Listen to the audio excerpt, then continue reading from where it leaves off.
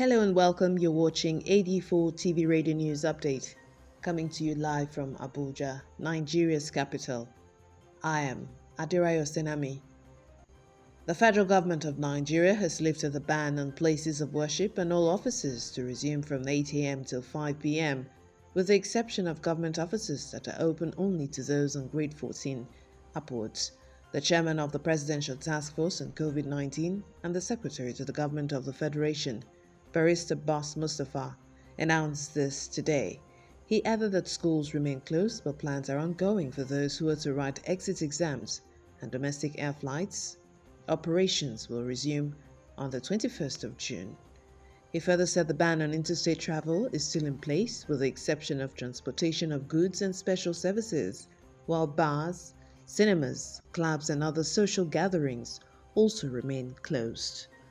The Petroleum Products Pricing Regulatory Agency in Nigeria has announced a reduction of premium motor spirit pump price from 123 naira 50 kobo to 121 naira 50 kobo per litre.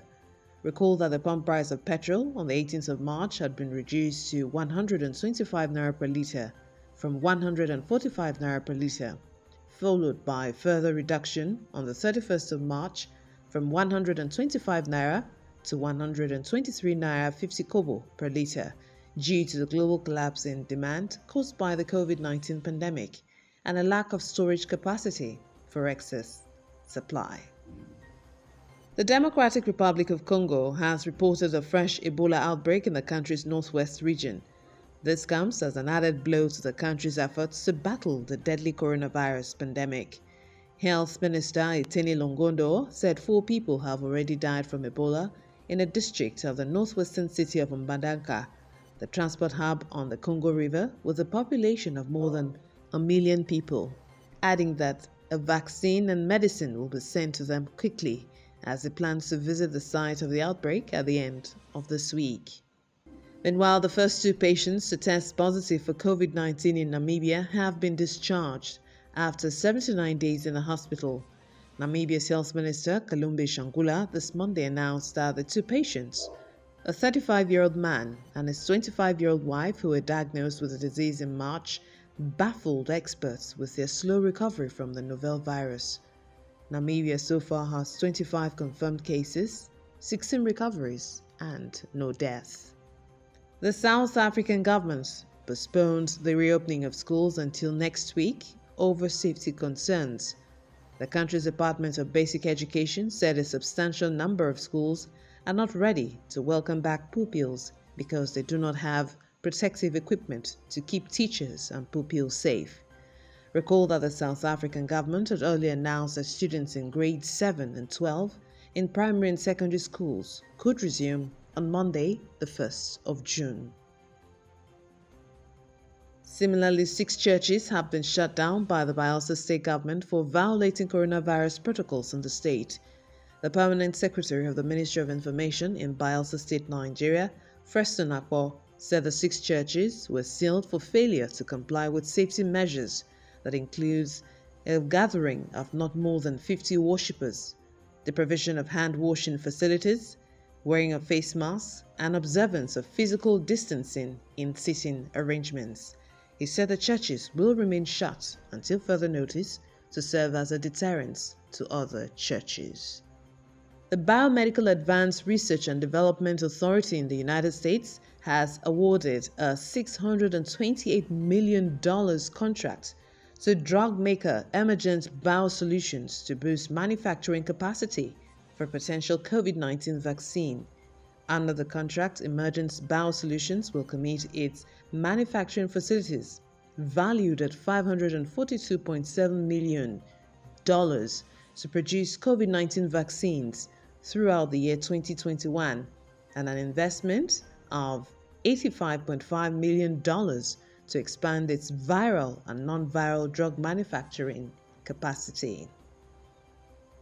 And back in East Africa, 2 members of parliament in Uganda have been arrested and held at the Gulu Central Police Station in the country for leading a demonstration calling for the closure of Uganda's border with South Sudan in order to prevent the spread of COVID-19.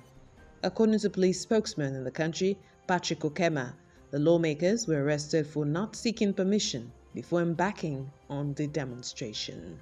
77,400 young farmers from all the 774 local governments across Nigeria will be recruited into the federal government's farming scheme.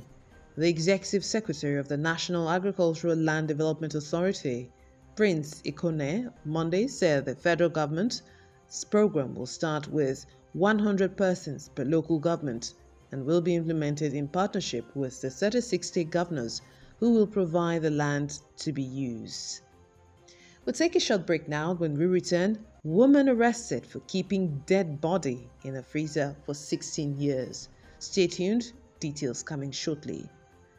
The President, Muhammadu Buhari, has approved the establishment of the first set of 12 TED Fund Centers of Excellence, with 2 centers of excellence in each of the 6 geopolitical zones, hosted by first, second, and third generation universities in the first instance in the year 2020. Those of the state universities, polytechnics, and colleges of education will follow in subsequent years. The focus areas of the centers of excellence, in line with the contemporary practice in the more competitive economies and technologies, are mainly in science-based disciplines. The approval, which came upon recommendation of TED Fund Board of Trustees and endorsement of the Honorable Minister of Education, Malam Adamu, is to signify a major paradigm shift in favor of research and excellence in our universities, but also a demonstration that the federal government has decided to directly establish and fund centers of excellence besides the ones funded by the World Bank, being the African Centers of Excellence. Details of the operations and guidelines for the inaugural TED Fund Center of Excellence are to be issued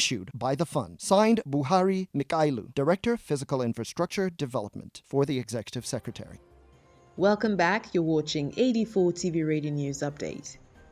A 61-year-old woman, Cynthia Black, from Pennsylvania, was arrested at her home for allegedly keeping her dead grandmother's body stuffed inside a freezer for 16 years so she could claim her Social Security payments. The New York County Judicial Center has charged her with theft by unlawful taking, receiving stolen property, and abuse of a corpse. Investigations are currently ongoing while Black is remanded at the York Judicial Center. Her bail is set at $50,000. Meanwhile, one of Bollywood's top dance songs composer, Wajid Khan, died this Sunday of coronavirus at the age of 42. Khan's brother told Indian news agency that Khan had been suffering from a kidney ailment and died in Mumbai due to COVID-19 complications. He will be remembered for his renowned works such as the 2007 comedy Partner, the 2009 action blockbuster Wanted, and 2010's top grosser The Bang. And in sports, Liverpool players this Monday showed their solidarity with the Black Lives Matter movement following the death of George Floyd in the United States by kneeling around the center circle at the Anfield Stadium in the UK. George Floyd died last Monday after a white police officer knelt on his neck for 9 minutes. The incident has sparked protests and riots in over 24 cities in the US and across the world. And that's it on AD4 TV Radio News Update, coming to you live from Abuja, Nigeria's capital. You can join the conversation on our website at www.ad4tvradio.com. Please follow us on our social media platforms at AD4TV Radio on Facebook, Twitter, LinkedIn, and Instagram. Subscribe to our YouTube channel at AD4TV Radio. Many thanks for watching. I am Adirayo Senami.